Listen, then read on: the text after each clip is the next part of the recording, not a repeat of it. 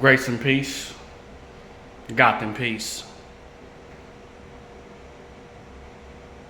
Salute, black people.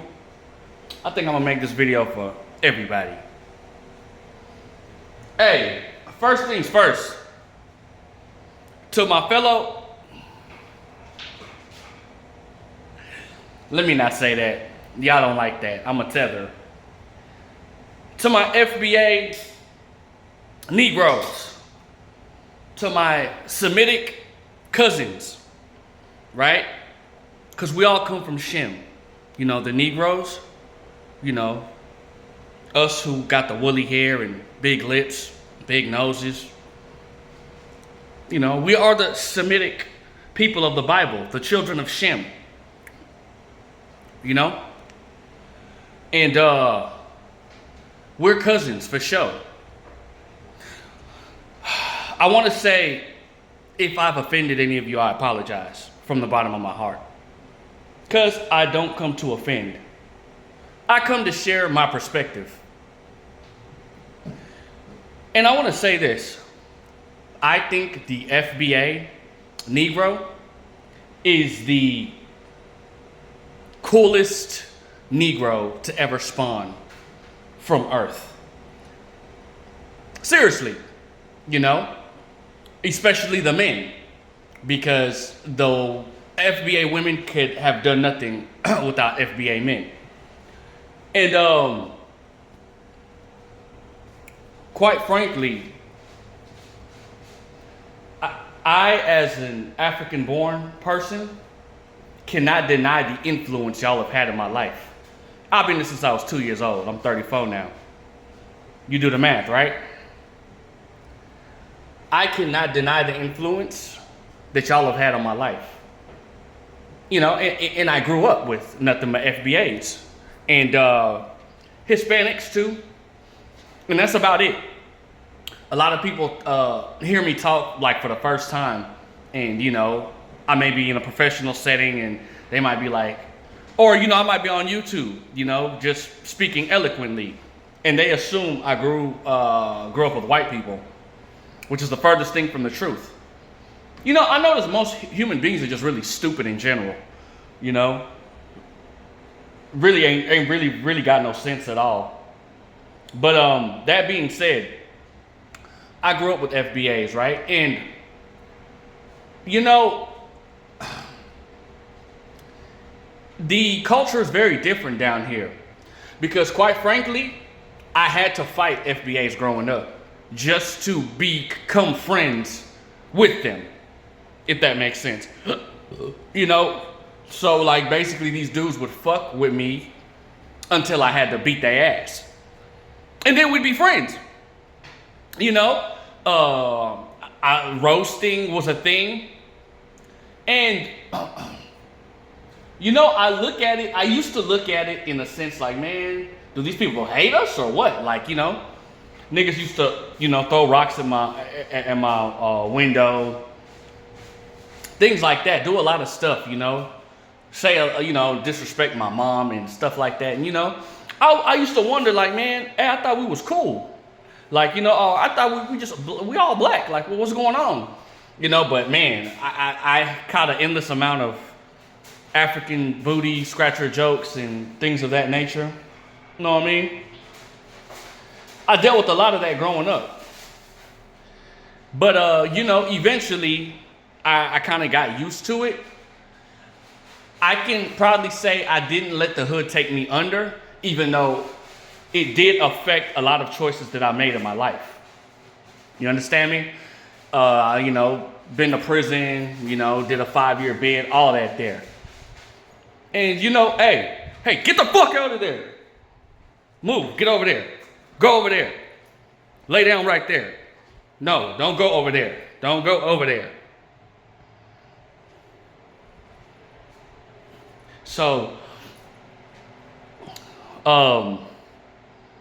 I, again, was influenced by a lot of aspects of the culture, the street culture, hood culture, you know, hip hop culture. You know, I grew up around these things. I grew up in these things, you know. So, you know, I have a lot of influence of that in my life, if you can't tell already, you know. But I will say this though. It's only up until recently that I really started to deeply analyze the relationship between the FBA and the FBA Negro and the non-FBA Negro. This is a recent thing to where I was like, you know what? You know, especially with this FBA movement popping up, it's been a lot of smoke, you know what I'm saying? And, you know, me being a person who's pretty much in between a rock and a hard place, I have to speak my piece on it. Because, bro, I grew up literally a misfit in every single aspect you could think of. I was the black kid who talked proper, even though I can talk hood. Like, it ain't nothing to switch it up. I was that African kid who didn't speak my language, you know? And all of the other African kids I grew up with, like in my community or whatnot, they speak the language. Up until this day, I don't. You know, and I liked a lot of aspects of my culture, and I still do.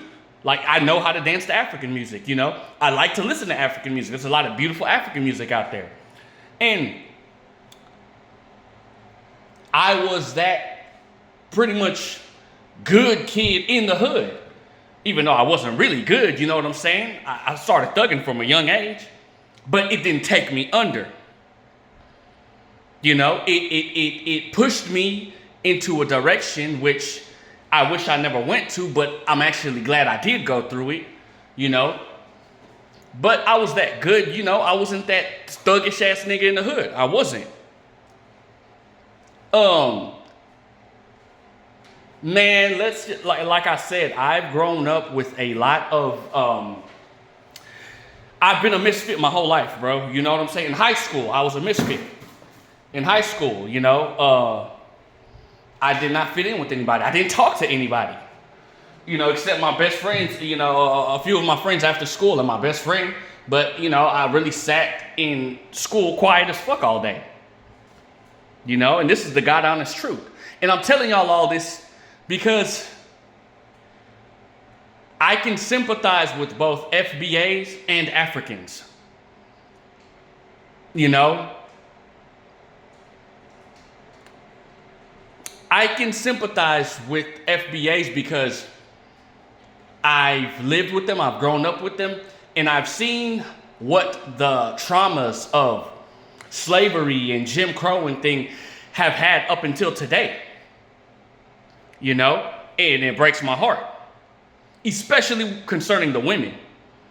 You know, the white supremacist dynamic all over the world, it's quite sickening to me, and it's sad and pathetic.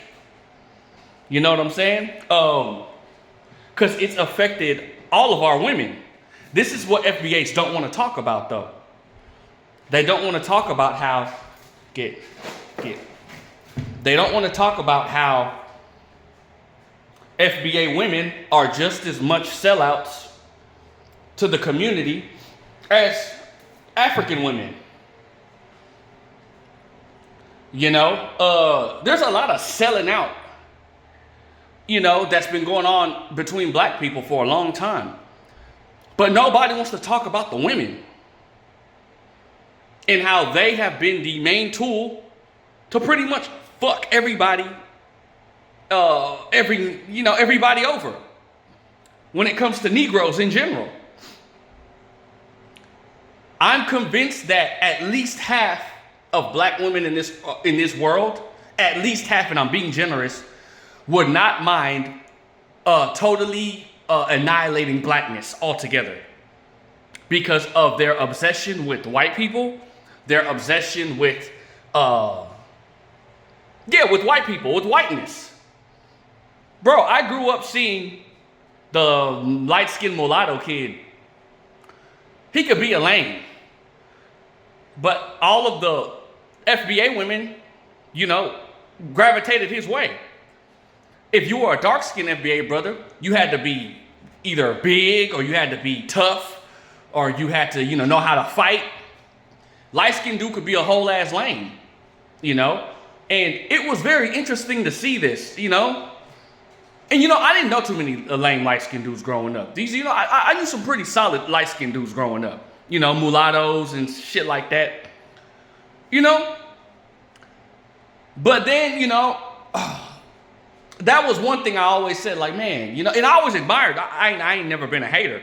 So I always admired those dudes, like, man, hey, bro, getting the hose, you feel me? And then,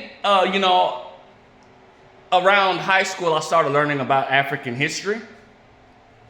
And I got really into it. I became a whole damn Rastafarian. You feel me? Like, I was very into my Africanness. I grew very into my Africanness. And, it was really blackness, period. Anything black, like, I gravitated towards it, And I'm a black man at the end of the day. Call me a tether, call me whatever you want. I'm a black man at the end of the day. And I'm a real black man. I'm a real black man. Like, my idols are Micah Johnson, Christopher Dorner, Idi Amin, Malcolm X. Who's that other guy? Shit, Carmelo at this point, he finna go on my wall. But I'm a real black man. But a lot of y'all don't know. Because a lot of y'all ain't terrorized other races of people the way I have. And I'm just being honest. I'm not, statute of limitations is long past. I done fucked up a lot of white people, Indians, Asians, yeah. Physically tormented them. And online as well. I'm just being honest with you. I'm being totally honest with you. I'm a real black man, bro. And my mind is like on a whole other wave. I listed you my idols, right? Yeah. So let me just stop with that there. But anyway, I ran into Tommy Sotomayor later on. I think this was after I got out of prison. Yeah, because, the Hebrew Israelite thing, I ran into that before I went to prison, actually. And I used to tell, my FBA homies, like, hey, y'all know y'all Israelites, right? And they didn't believe me. And, again, yeah, so after prison, I get out, do 5 years. After prison, I ran into Tommy Sotomayor. And I'm like, damn, hey, I'm listening to him. At first, I'm like, damn, what the fuck is he talking about? But then, the proof is in the pudding. And, everything he was saying was like, damn, hey, black women really are fucked up. And they really have been fucking over the black race for a long time now. And they really are upholding white supremacy within the black community, here and in Africa. You know what I mean? So, like, I'm going to say this, right? As a tether, I'm not a fucking tether. I'm an African. I'm really an African American, like, in the most literal sense ever, But as an immigrant, what I have figured out I need to do is know my place in these FBA spaces and understand these are FBA spaces and know my place. I can have my opinion, but not to be, I would say not to be disrespectful, right? But the thing is, the thing I noticed about humans is you can tell the truth and be seen as being disrespectful.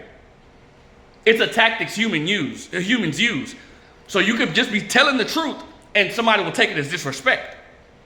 So I'd say be respectful as possible, Now this is my fucking channel. So this is a black channel, like, more so for black men, but I don't do the FBA, African tether, Jamaican, Caribbean. I don't do that shit on this channel. I don't. If you're a black man, you're more than welcome for even if you're a black woman, you're welcome with your opinion.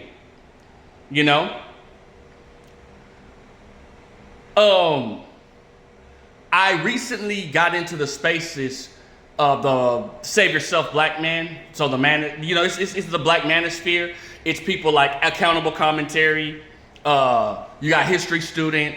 You know, you got a couple of these guys, right? Those are the two main ones that I watch. Only Logical. You know, I got into their content, and I also noticed pretty much it was. I realized, you know, and not fast enough, that hey, this is a FBA space. So you tethers, y'all tread lightly. You know, when you come over here and make comments. You know, and it broke my heart a little bit. Because you got real black men like me, real soldiers, warriors, black soldiers and warriors like me, who are being grouped in, you know, with tethers. And there are certain things being said about us, you know, that it's just like, okay, why do you feel that way? Like, what are you even talking about? But, you know, I believe anytime anybody expresses a feeling that they have, there's some validity to it. It may be a twisted perception, you know, or maybe based on reality, but it's valid, right? So I'm like, okay, so AC feels like, you know, us non-FBA black men should stand up when Brad says something about him. And I'm just kind of like, okay. You know, and I got a whole nother video about that coming. But anyway, hey, look, FBA, brothers, sisters, or cousins, right?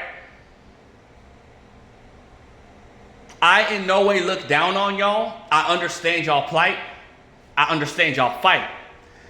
Moreover, I believe that y'all are the tribe of Judah, which is why y'all are pretty much the most prominent beings on this earth. See, white people have catapulted themselves up to make them seem like they're the center of the universe. And anybody with eyes can see they're not. Anybody can see the FBA black man is the center of the universe. And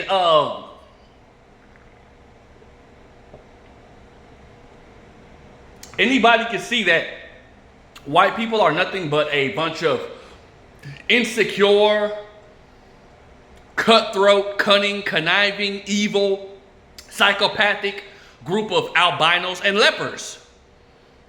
You know, anybody can see that. And they have done a good job of fucking over all black people using our women. You know? And FBAs, I know y'all gonna get mad about, you know, y'all don't like to admit it, that y'all women are upholding white supremacists to the fullest. If y'all women stop wearing them damn stupid ass wigs and weaves, stop chasing white men, and stop chasing Becky's beauty standard, and started to love themselves, and stopped hating black men and black children and black people in general, you know, while loving their biracial children, you know, if they could stop doing that, I guarantee you everything could change overnight. But FBA, all I'm telling y'all is, as long as y'all women keep being Brad worshipers and Becky worshipers like they are, and hating themselves and hating blackness, y'all ain't gonna get nowhere with this movement. You know, but I respect y'all, you know, again, especially FBA men. I respect y'all, I look up to y'all. I think y'all are the coolest motherfuckers on earth. Y'all are the tribe of Judah. Y'all are gonna be the ones ruling this earth like y'all are gonna be the main tribe ruling this earth coming soon, you know?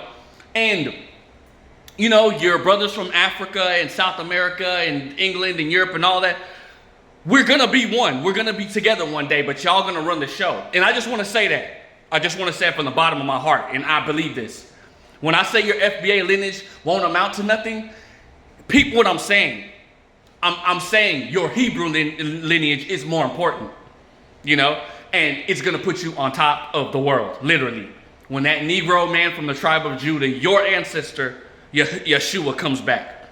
Grace and peace, got them peace.